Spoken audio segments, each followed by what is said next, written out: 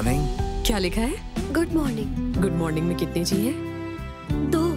जबरदस्त, मतलब तुम्हें पसंद करता है वो। अगर 3 जी होते तो हाथ थामेगा, 4 हो तो चूमेगा। नाज दी, मैंने अभी अभी सफाई की है और तुमने ये सब बिखेर दिया। ये सब क्या क्या? कुछ नहीं किया मैंने। जानती हूँ ना मैं तुम्हारे साथ क्या कर सकती हूँ। अरे अम्मी क्या कर रही हैं आप ये? शाबाश है अम्मी आपको। बतूल, तुम कहाँ हो मेरी जान? मैं लंदन जा रहा हूँ, टिकट करवा लिया मैंने। यानी आप भाग रहे हो? पिछली बार वो नहीं आ सकी थी और इस बार मैं नहीं रुक सकता।